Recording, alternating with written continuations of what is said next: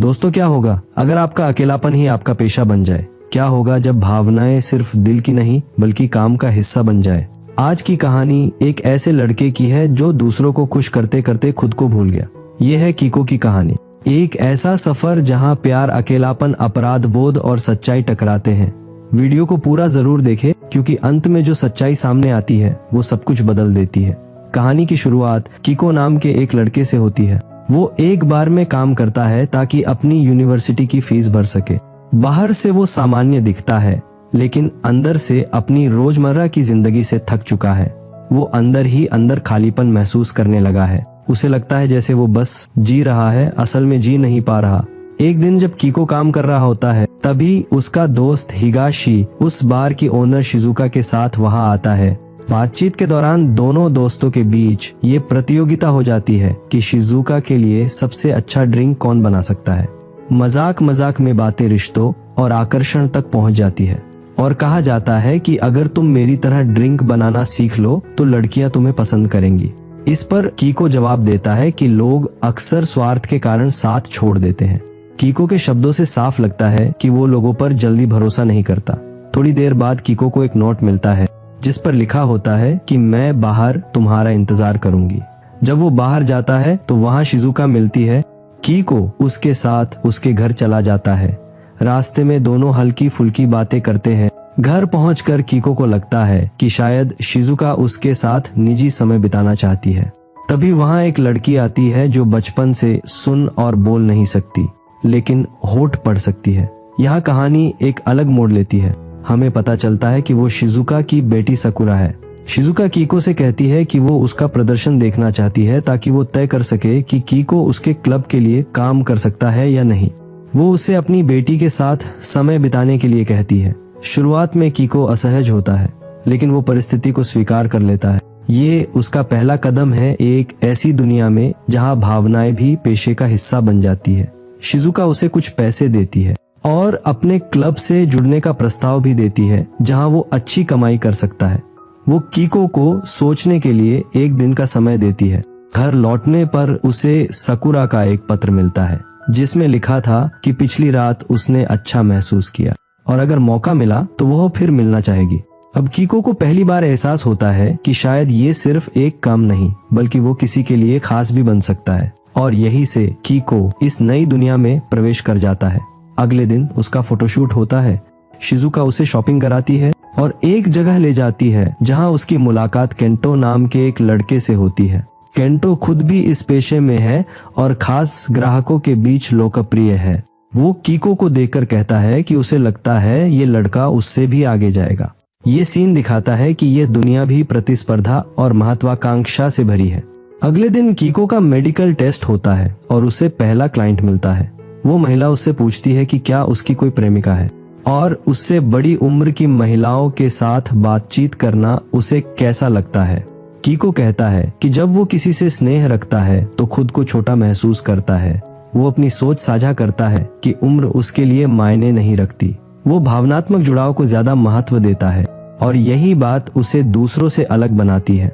ये महिला उसकी बातों से प्रभावित होती है और अगले दिन के लिए फिर उसे बुक कर लेती है। वे मिलते हैं, लंबी बातचीत करते हैं और एक होटल में समय बिताते हैं। वो महिला कीको की समझदारी से बहुत खुश होती है। उसी रात कीको शिजुका से मिलने जाता है। वो उसे भुगतान देती है और पूछती है उसे कैसा लगा। कीको बताता है कि उसे महिलाओं को समझने का मौका मिल रहा है। अगले दिन वो एक और उम्रदराज महिला से मिलता है जिसे उसकी मासूमियत पसंद आती है। कीको अब भावनाओं को समझने लगा था। वे दोनों लंबे समय तक बात करते हैं और भावनात्मक जुड़ाव बनता है। हर मुलाकात उसे और परिपक्व बनाती है। यह फिल्म एक दिलचस्प बात दिखाती है कि कई बार लोग शारीरिक नहीं बल्कि भावनात्मक स्पेस की तलाश में होते हैं। इसके बाद शिजुका कीको को डिनर पर ले जाती है जहां सकुरा भी होती है। शिजुका बताती है कि क्लाइंट्स कहती है कीको के साथ बातचीत के दौरान उन्हें उम्र का अंतर महसूस नहीं होता। इस पर कीको अपने अतीत के बारे में बताता है। जब वो महज 10 साल का था तभी उसकी माँ का निधन हो गया। वो खुद को उनकी मौत का जिम्मेदार मानता है और तभी से बड़ी उम्र की महिलाओं को खुश देखकर वो सुकून महसूस करता है। ये बताते हुए कीको भावुक हो जाता है और शिजुका उसे संभालती है। इसके बाद वो एक दंपति के पास जाता है जहां पति व्हीलचेयर पर है। वो चाहता है कि कीको उसकी पत्नी के साथ समय बिताए। यहाँ कीको सिर्फ एक किरदार नहीं बल्कि किसी और की अधूरी कहानी का हिस्सा बनता है। कीको से खुश होकर वे उसे अतिरिक्त भुगतान देते हैं जिससे उसका प्रमोशन हो जाता है। इससे उसे विशेष क्लाइंट्स भी मिलते हैं, लेकिन साथ ही उसकी भावनात्मक उलझन भी बढ़ती जाती है। एक दिन कीको की कॉलेज फ्रेंड मेगुमी उससे मिलने आती है। उसे पता चल चुका था कि कीको इस काम में है। मेगुमी उसे समझाने की कोशिश करती है, लेकिन कीको नहीं मानता। फिर बाद में वही मेगुमी उसकी क्लाइंट बनकर आती है। वो बताती है कि वह पहले से उससे प्यार करती थी, लेकिन अब वो उससे दूर हो चुका है। कीको भावुक हो जाता है और कहता है कि अब उसकी जिंदगी दो दुनियाओं में बट चुकी है, एक जहां सच्ची भावनाएं हैं और दूसरी जहां भावनाएं भी एक सेवा का हिस्सा बन चुकी है। इसके बाद वो एक उम्रदराज महिला से मिलता है जिसका जन्मदिन होता है। उस महिला के अंदर एक ऐसी खासियत थी कि वो किसी के भी मन की बात को जान सकती थी। वो कीको का हाथ पकड़कर कहती है कि तुम जो चाहो मुझे बता सकते हो, लेकिन कीको असहज महसूस करता है। इसके बाद वो शिजुका के पास आता है। वो उसे बताती है कि सभी तुम्हारे काम से काफी खुश है और इसलिए तुम जो चाहो मुझसे मांग सकते हो। इस पर कीको उससे अपने दिल की बात साझा करता है। वो शिजुका से उसके करीब आने की इजाजत चाहता है। अब यहाँ कहानी सबसे भावनात्मक मोड पर पहुँचती है, जहाँ शिजुका उसे एज डिफरेंसेस के बारे में बताती है, लेकिन कीको को इस बात से कोई फर्क नहीं पड़ता। तब शिजुका बताती है कि वो HIV पॉजिटिव है, इसलिए ऐसा नहीं कर सकती जैसा वो चाहता है।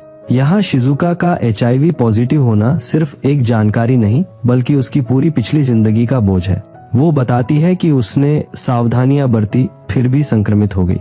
यहाँ ये मूवी एक सामाजिक संदेश भी देती है कि किसी की परिस्थिति को बिना जाने जज नहीं करना चाहिए। ये सुनकर कीको कहता है कि उसके मन में उसके लिए सच्ची भावनाएं हैं। इसी बीच सकुरा भी वहाँ आ जाती है और माहौल भावनात्मक हो जाता है।